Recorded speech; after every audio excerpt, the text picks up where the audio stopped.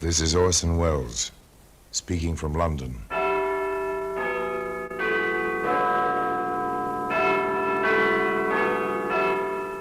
The Black Museum.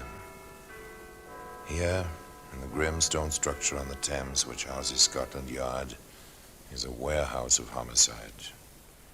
A warehouse where everyday objects, a piece of wash line, a medicine bottle, an electric light bulb, all are touched by murder.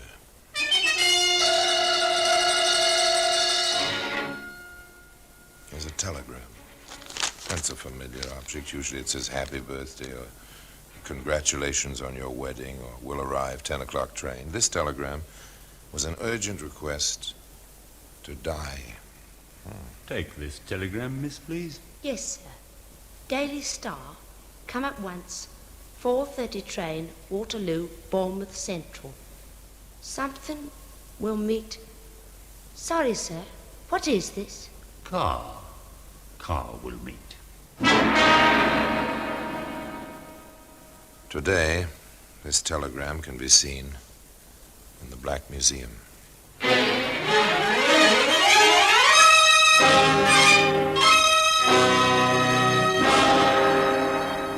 From the annals of the Criminal Investigation Department of the London Police, we bring you the dramatic stories of the crimes recorded by the objects in Scotland Yard's Gallery of Death, the Black Museum.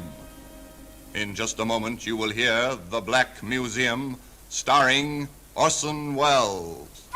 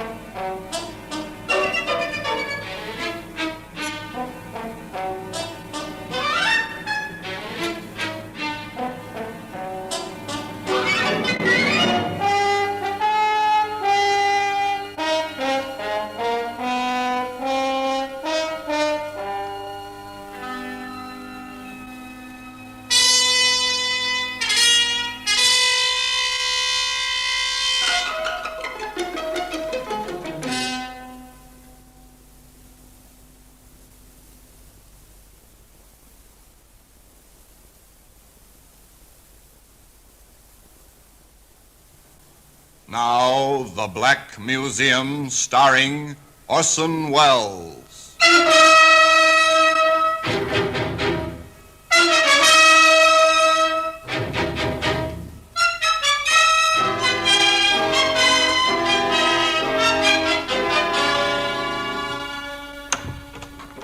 Here we are, the Black Museum. Scotland Yard's mausoleum of murder.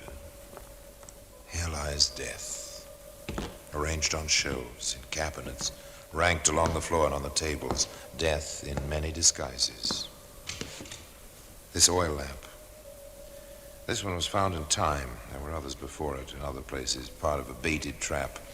A house cat leaped, knocking over the lamp. Flames flared. Arson.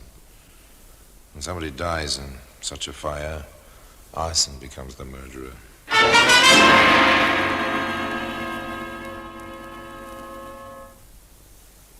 Here's a bit of ribbon from a Christmas package. Shining, tinseled ribbon. The gift, unwrapped in pleasant anticipation, was death. A telegram. There we are. It's a slip of yellow paper with familiar type pasted in stripes across its face. Urgent, a summons.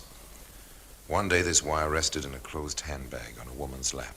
She was riding on a train in response to the wire. The men sharing the seat with her smiled and started a conversation. Going all the way to Bournemouth?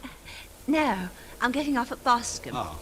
This train does stop at Boscombe, doesn't it? Well, I believe it does. I'm going through to Bournemouth myself, so I didn't pay particular attention. Your holidays? Well, in a way, I'm taking a day off to see some friends, then I'm going back to Southampton to catch a ship for a business trip. It must be nice to have a life like that. Oh, I don't know. Mine's very dull. Oh, well, then my guess is that, like some of the ladies I know, you'll find your gaiety in your hats. My one extravagance. Oh, yes. I've always liked a pretty hat. Just chit-chat on a train speeding southward from London. The gentleman contributed no information about his business. The lady didn't give her name. She did, however, volunteer. I'm going down to Boscombe to cook for some people. That's what I do, cook.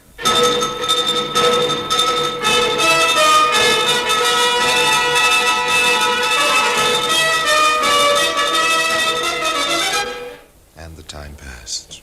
Others entered the compartment of the train at various stops and left a little later, but that was all. And as the train slowed for Boscombe, Here, let me, miss. That bag looks heavy. I'll get it down for you. Oh, please don't trouble, Oh, sir. this is no trouble at all. There we are. Well, it's been pleasant chatting with you. Well, good luck on your new job. And thank you, sir. And good luck on your trip. Thank you, miss.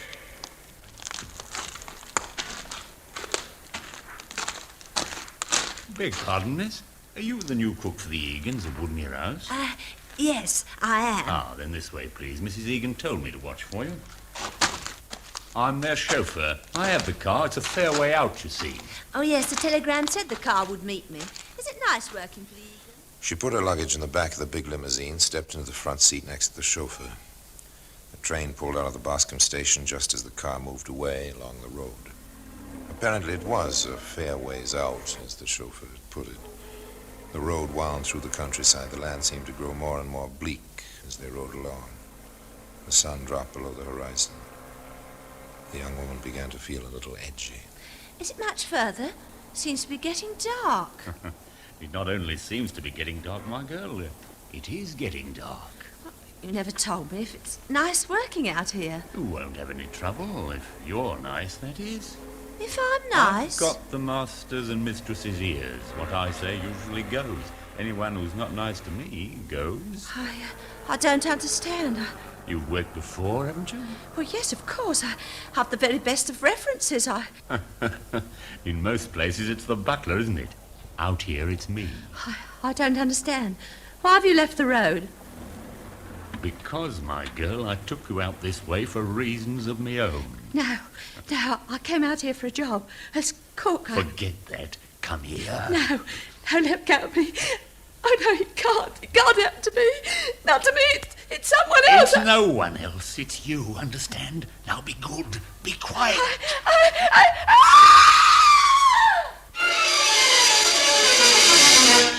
That was all, till the next morning. A farmer cutting across the empty fields found that they were not quite as empty as he'd supposed. Here, what's this? Are you sleeping, miss? Why, she's dead.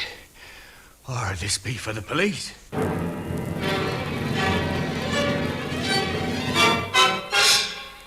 The farmer made it as fast as he could to the nearest telephone, and within an hour the police had arrived.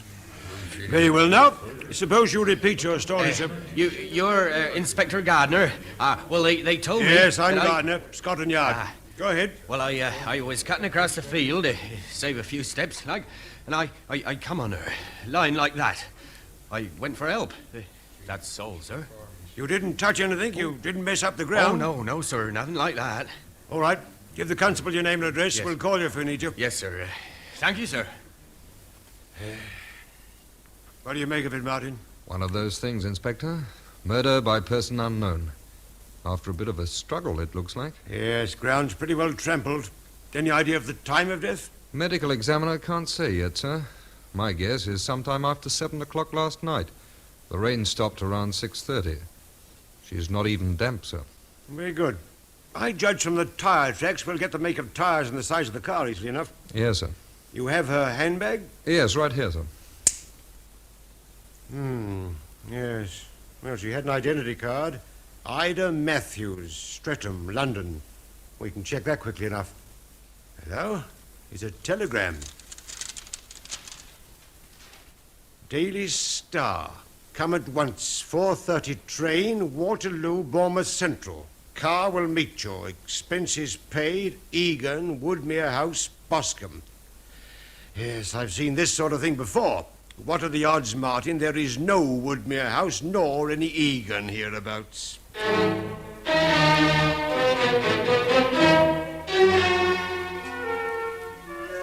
The odds were high. The inspector was right.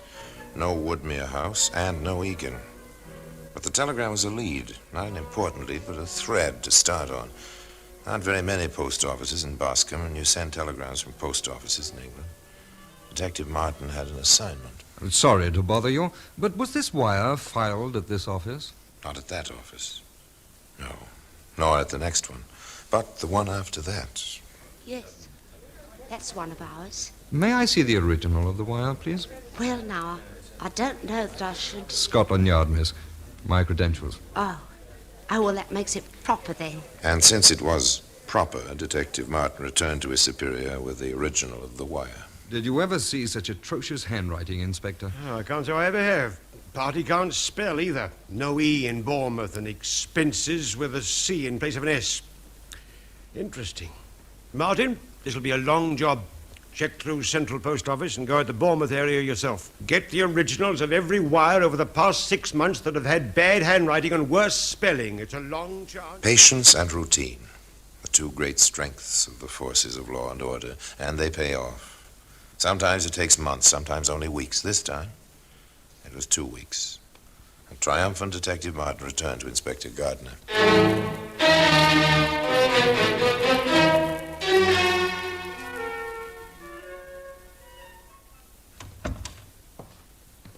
We've got 2 more wires, sir. Good work, Martin. Here, sir. Notice this first one. To the Dandre woman. No E in Bournemouth. C in expense, and a new error. 2 F's in if. This one to the domestic agency. Someone wanted a young, pleasant nurse. Without an A in pleasant. And again, the E is missing in Bournemouth. The writing's identical, no question about it. Put some calls through, Martin. I wonder if the Dandre woman or the young, pleasant nurse ever came down this way. That check was an easy one, no trouble at all. The Dandre woman came down, no car, she went back. A lucky lady, that one, apparently. The employment agency was a bit more careful. The agency wrote to the return address for more information. Name and address were fictitious, of course. Of course. All right, Martin. Back to the Boscombe post office. Jog a few memories, will you?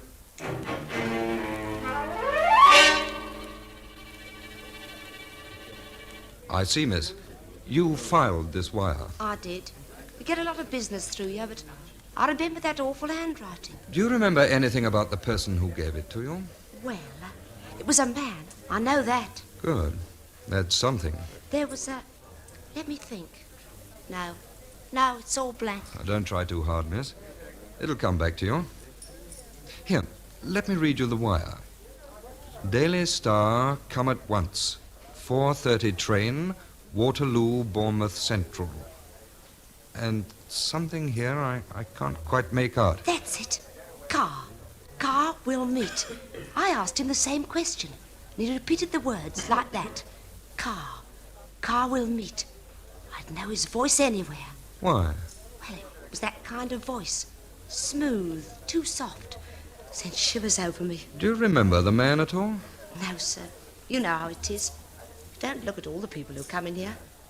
But I think, I'm not positive, but I think he had on a chauffeur's uniform.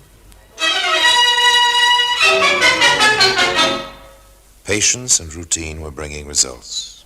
From nothing, except Ida Matthews' body, they built their evidence to a man in a chauffeur's uniform who couldn't spell.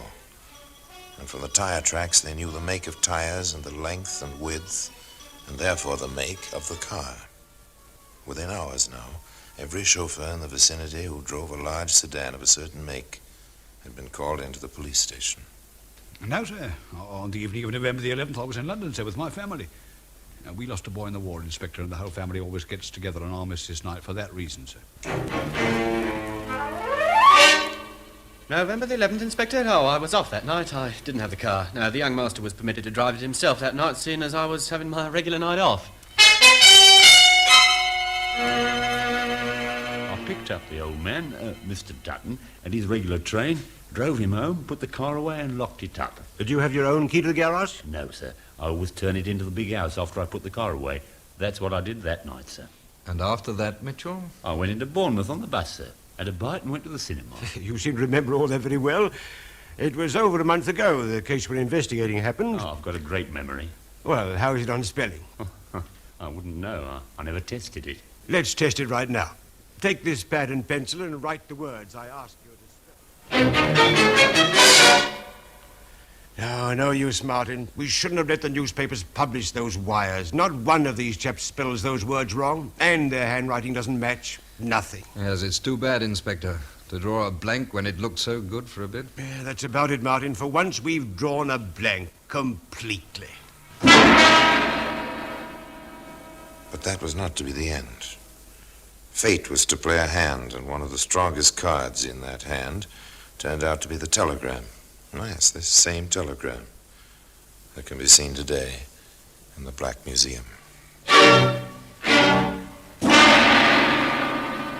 In just a moment, we will continue with The Black Museum, starring Orson Welles.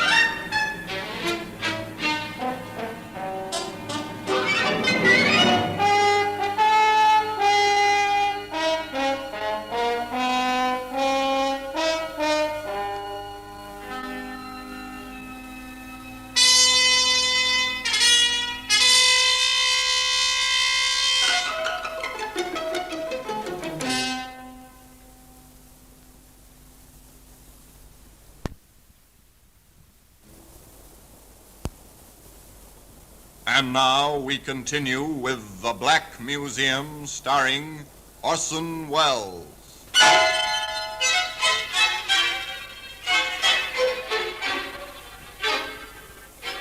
They'd drawn a blank. The carefully built-up points which should have led to a vicious killer led nowhere. The pitiful and tragic story of Ida Matthews seemed headed directly for the unsolved file at Scotland Yard. How to account for what happened next? Chance? Stupidity? The intelligence to capitalize on a tiny fact? It really doesn't matter. What does matter is that one morning at the post office in Boscombe. How many stamps for this package, miss? I'll just put it on the scale. Take care now. It's marked fragile, you can see that. I see it. It'll be 1 and 3. Right you are. Thank you, miss. Jimmy, quick. Please, where's he going? Say, Marge? The fellow in the chauffeur's suit. Where's he going? Get to the window. I can't leave the cage. Quick. He's getting into a car. Big grey sedan. Get the number. Whatever for? Get it. Wait, LK9054. What do you want it for? Ex-husband owes you alimony, eh? Oh, don't be ridiculous. That's the man who sent the telegram. The one the coppers were so interested in. I'd know his voice anywhere. Yeah, you take over. Okay. I'm going to telephone that nasty detective.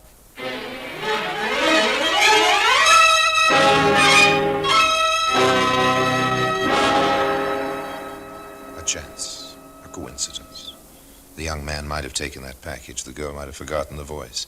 Neither of these things happened, and a new lead was developed for the yard. Mitchell drives that car, Inspector. John Mitchell. Owner is Dutton. We had Mitchell in. His writing doesn't match and his spelling's fine. Oh, the girl swears he's the man. Martin, can you picture a British jury hanging a man because a girl remembered his voice? No, such things aren't happening. But the points were added to the Ida Matthews file and held waiting their use. Patience and more patience. And more results. Inspector Gardner speaking. This is Sidney Harris. I'm told, sir, that I ought to give my information to you. It's on the Matthews case, sir. You see, I rode down to Boscombe on the train with her. Sidney Harris received a warm welcome at Scotland Yard. Sit down, Mr. Harris. Thank you. If I may ask, what took you so long?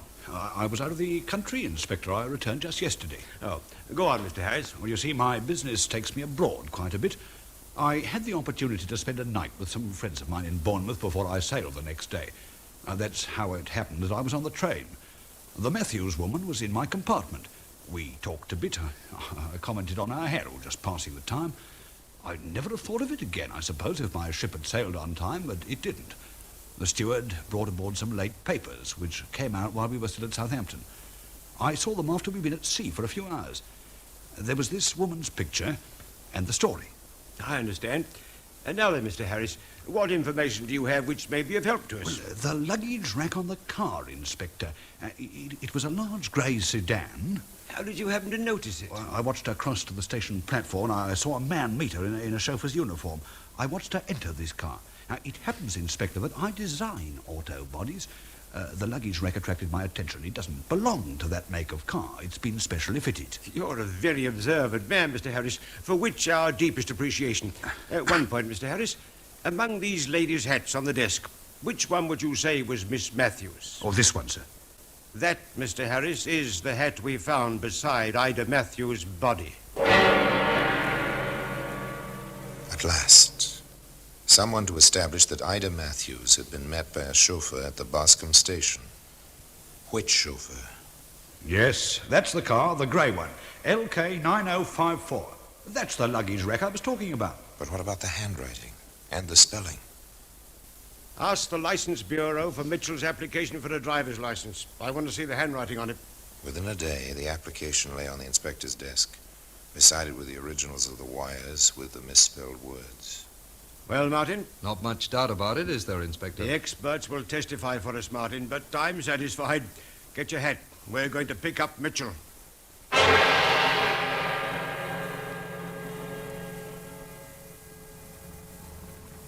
Well, Martin, what kept you? I saw his room, sir, and spoke with Mr. Dutton. Mitchell must have got the wind up. He's gone. But I found this in his room. A key? Duplicate key to the garage. Mitchell had access to the car any time he wanted to use it. And Mr. Dutton tells me he was on the verge of calling us when I walked in. Mitchell is paying the expenses of his little trip with forged checks. That does it, Martin. Let's get back to the office. Now the vast interlocking network of police authorities and police communications went into action. All across and up and down England, the teletypes carried the message. Bournemouth to all stations. General alarm for one John Mitchell. Age about 42. 5 feet 8 inches tall. Weight about 165 pounds. Hair brown, eyes blue. Distinctive, smooth, low-pitched voice. Wanted for forgery and murder. The word was out. Somewhere in England, a policeman would recognize John Mitchell. And a policeman did. Inspector Gardner speaking. This is Superintendent Cowan at Reading, Inspector. We have this John Mitchell for you. Picked him up when he tried to get a job at a garage here as a mechanic. John Mitchell was brought back to Boscombe. But the job wasn't done, even yet. After all, when the charge is murder, the plea of not guilty is mandatory. There must be a trial, and there must be attorneys for the defense. A man is to be presumed innocent until proven guilty. Therefore, the case had to be airtight, foolproof. No loopholes for a smart defense counsel. Now then, miss, when you walk into this room, there'll be a dozen men there with their backs turned toward you. You'll walk in backwards yourself, so that there'll be no chance of your seeing even the backs of their heads. Sort of blindfold test, sir. Yes, without benefit of blindfold.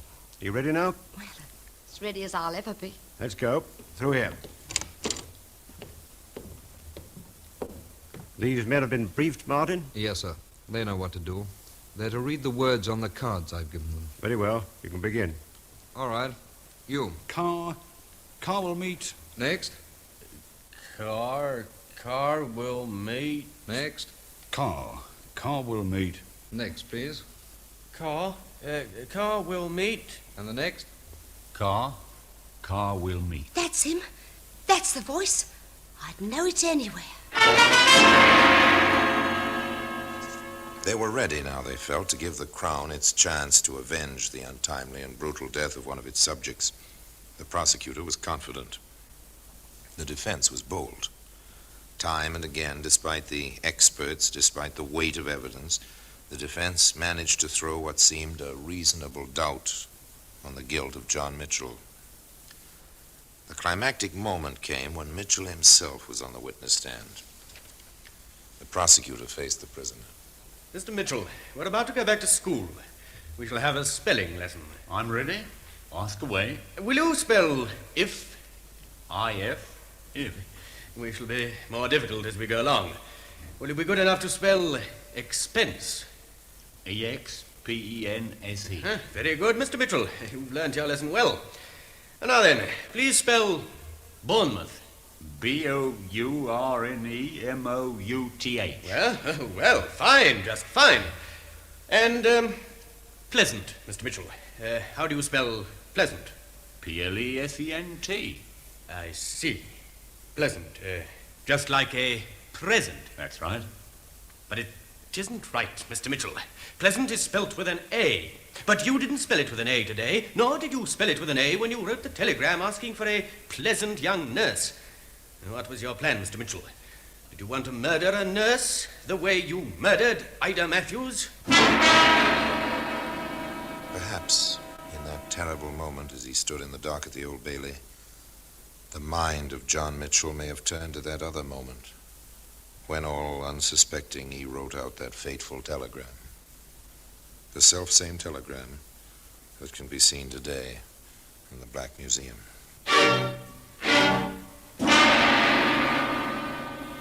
Orson Welles will be back with you in just a moment.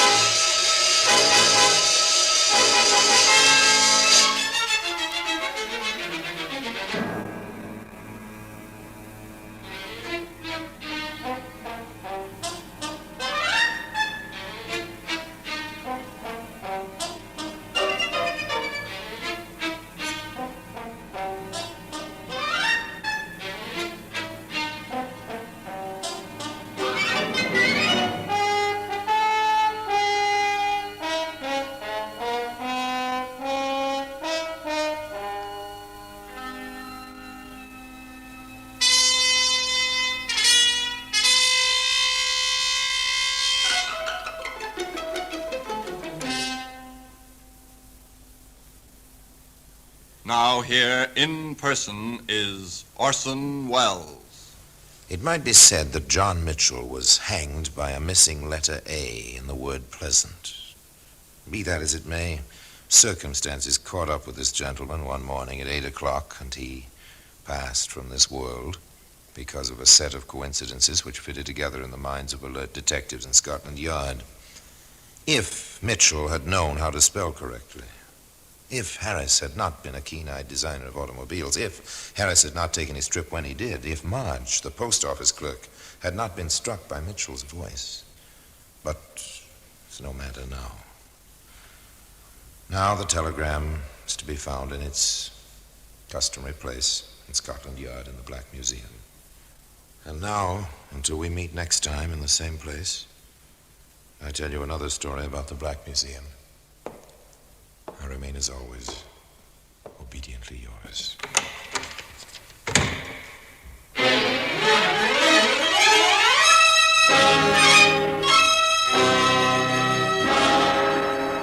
The Black Museum, starring Orson Welles, is presented by arrangement with Metro-Goldwyn-Mayer Radio Attractions. The program is written by Ira Marion, with original music composed and conducted by Sidney Torch. Produced by Harry Allen Towers.